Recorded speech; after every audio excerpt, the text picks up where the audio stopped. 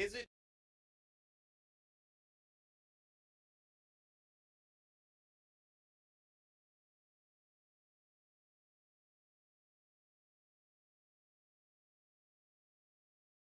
is it true? 100K in the bank. Okay. But one thing about me, I could pull 100,000 on the bank. Can you do the same? And he was out here spending it in the club like a goofy. Turns out, oh, he wanted to use a GoFundMe for his birthday to be able to spend it like an idiot. No, you're lying. But it goes even worse because, like, people are like, why are you bringing up his criminal history? But that's in the past. First off, I do think it's okay to judge people on their criminal history. That doesn't mean it's a final judgment, but I definitely think it factors in, especially if it's over a lengthy period of time. It shows me a lot of impulsivity. It shows me a lot of lack of control over yourself, and it gets me things to be like big red flag. You know, he's already been found guilty of pandering, which is pimping, in 2017, but racketeering essentially is the call. Charged with sex trafficking, all kinds of stuff. So this is, what, 5-6 years ago? Quick little update. Queen of Accountability, the YouTuber who did a live stream with 4 of his exes and did a deep dive research on this guy. If you watch a live stream, it's pretty intense. There's accusations of rape, stalking, beatings, harassment, and they provide a lot of receipts. They provide police reports, they provide text messages, logs, all these different things that really solidify that this guy hasn't changed at all. He's still the same career criminal that he's always been. And I know some people try to accuse these women of clout chasing, but you have to understand, these women have been filing reports to the police over a year ago. How could they be clout chasing when this guy had never even done the show at the time and it was known to nobody? There's no clout to be gained. If you guys read the message, you can see that he's trying to get her to respond to him and she's refusing. And after she doesn't respond to him for a while, what does he do? He makes a very peculiar threat. He says, I'm gonna call FedEx every day and I'm gonna get you fired. Isn't this the very thing that he claims was done to him? Think about how twisted that is. You victimize someone in a very peculiar manner. Then you use that peculiar manner that you victimize in to make your own victim narrative. And you want to get sympathy for it. The reason why this gets more intense is that a lot of the behaviors that he showed towards these women, he's now showing towards this YouTuber, Queen of Accountability. What am I talking about? This guy had a pattern with all the women he dated. He would love bomb them. Within 3 to 4 weeks, he loved them. For me, it's you talk about falling in love, but it was only a month. It sounded like 6 weeks. Yeah, that's it. You fall in love quick and hard, my G. Fall hard. I do. That's my problem every time. He needed to be around them all the time. They need to stay around him. And if he didn't get his way, the text messages went south very quickly and very aggressively. When he didn't get his way, he would call their jobs. He would harass them. He would file threats against them from a bunch of different anonymous numbers.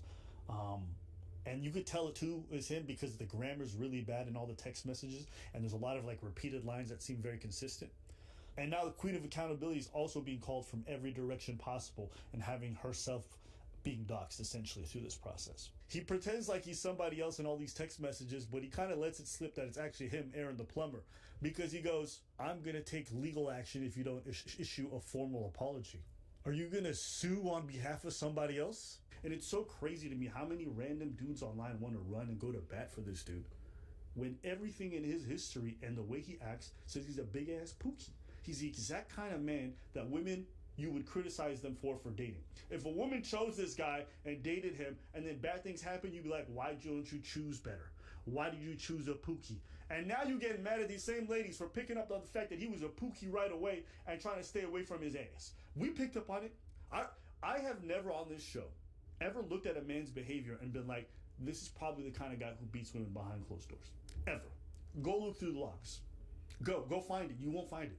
What is it about the way that he was behaving that you guys were so ready to endorse and say it's nothing wrong with it, it's actually fantastic, that we all looked at and be like, no, this dude is off his kilter and it's very likely that he'd be doing physical things to ladies behind closed doors or other weird things. Where were your blind spots? And this also goes for mediocre tutorials and reviews. Where were your blind spots? Why were you not able to see what we see within 2 seconds? That's a question that you guys are going to have to ask yourselves. Because while you guys are endorsing this man and giving him the A-OK and calling him some kind of war hero, behind closed door, dude was one of the worst predators. The dude admitted to stalking his ex. Is it true that you put a smartphone in the car and you press the record button and just threw it back in there? No. Okay, blatantly. She's just making that up. Out of thin air. Yes, she's making that up. Okay.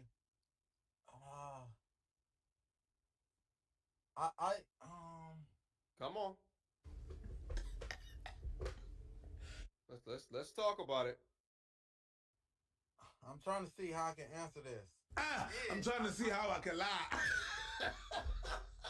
I did. I had a phone. Man, I don't know. I don't know how to answer this. Honestly, I don't know how to answer this. But no, I didn't put no smartphone. I did have another iPhone that was in her car. I have two phones. Okay. Aaron. No. I got two phones, one for the hoe and one for the hoe. Let me break it down to you. I had two phones. One phone I do plumbing with, right? The other phone is my personal phone. I did leave the phone. I'm trying to answer this without sounding like a creep. So I'm trying to choose my words carefully, you know? I did need, like, I got two, like, you know, I got that. It's just have you ever, like, if ever, did you ever have, like, if you ever have two phones that you phone with? Carefully, you know, because they're going to crucify me, so don't think nothing. But I had another phone, okay? I did plumbing services with this phone. The location was on this phone. Now, I'm in and out of her car all the time. I did know that the location was on the phone. Yeah, I always got location on both of my phones. But that's how I was finding out she was driving around too, yeah. So she's not lying. There was a phone in the car that tracked where she was. The phone, that's why I was having a hard time answering this.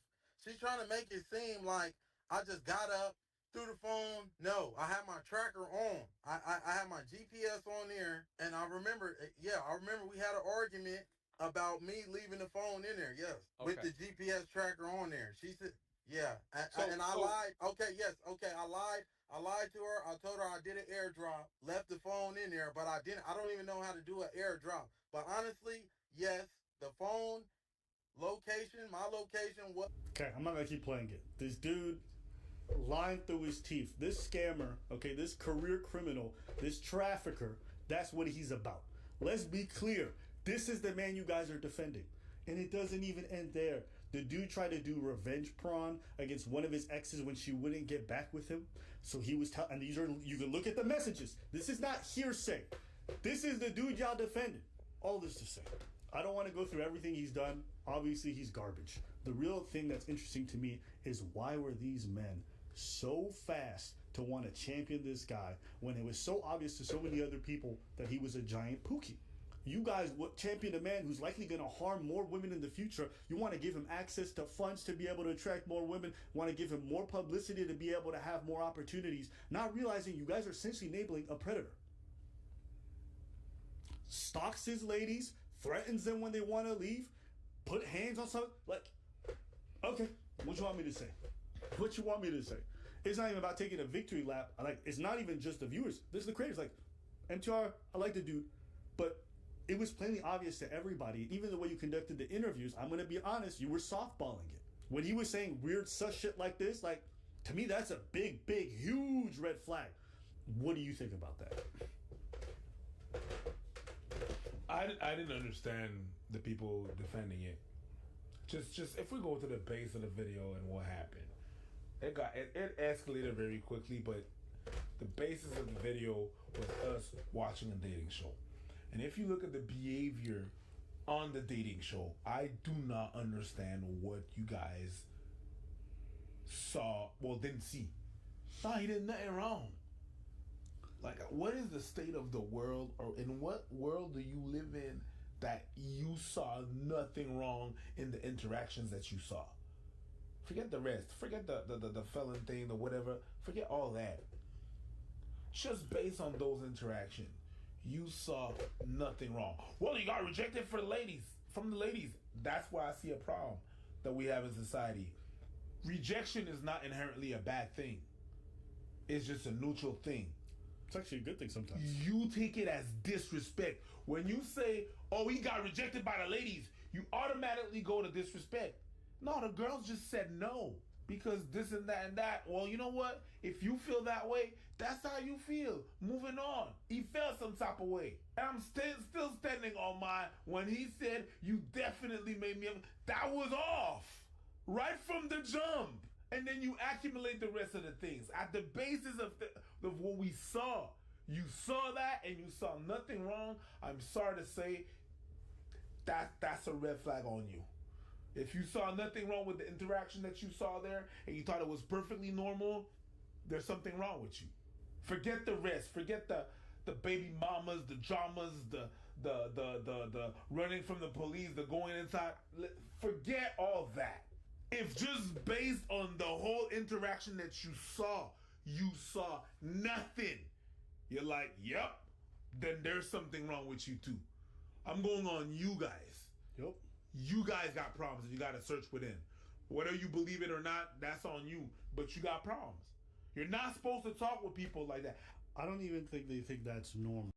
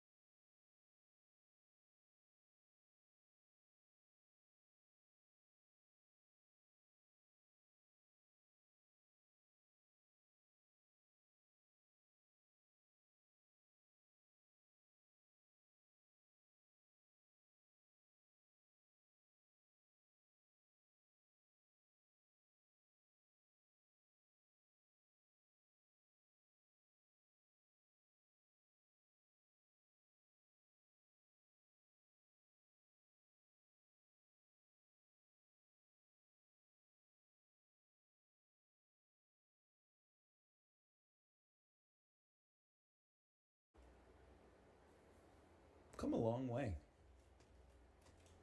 And what's up with the cauldrons, man? I was just gonna see if maybe they would like explode, or maybe it's just a reference to getting over it.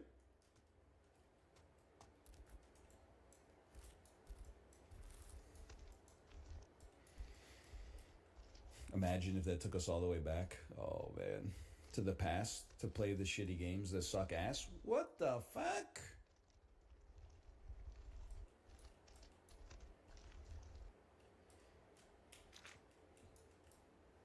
It's slippy, man. It's slippy as hell. Oil can.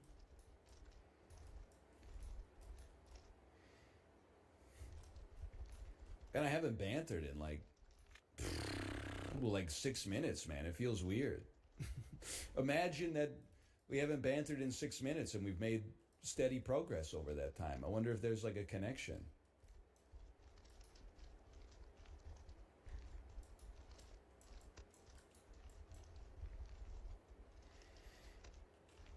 No,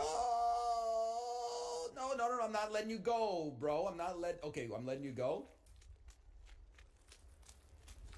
Give it a little heave. Okay, hold. And there you go. Squeeze it. Duke Ellington's son or Count Basie daughter. I'm about to offend a lot of people who know how to tie a bow tie. If given the choice, I would prefer to have a child who listens to music that is at least a little bit contemporary so they can relate to their peers. Instead of like, hey, it's Thirsty Thursday in the dorms and they put on some fucking Duke Ellington or something like that. They're gonna get like probably the most turbo wedgie that's ever been given in Earth's history.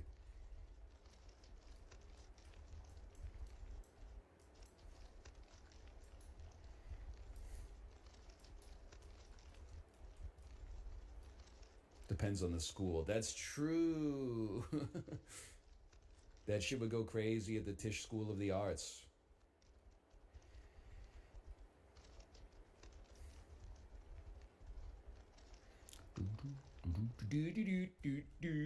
Hold.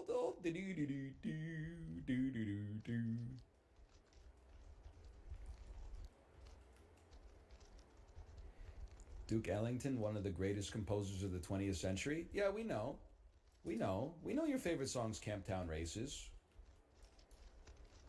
We know you're out here typing shit like, Radiohead can't hold a candle to Charles Mingus, it's okay. Like if it speaks to your soul, you come by it honestly, that's fine.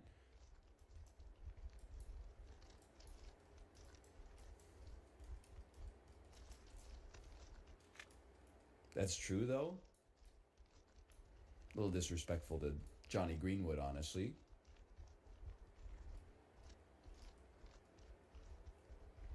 Just hold. Just hold, man.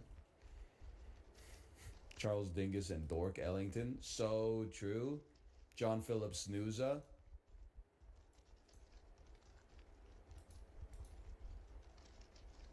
Midwig von Beethoven. There's a lot of them, man. There's a lot.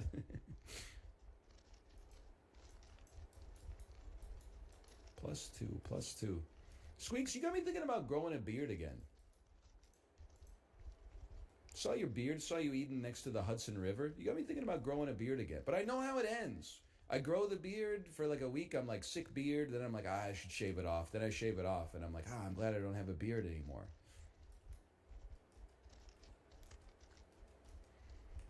I don't mean this like in an offensive way, except to anybody but myself.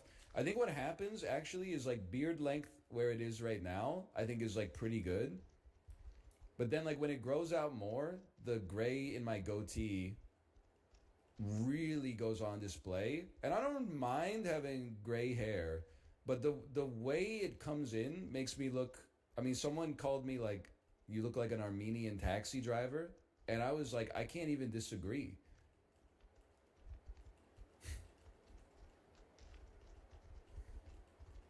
That's a compliment. I didn't really take like offense to it, but I was more like, is that what I want to look like right now at age 35?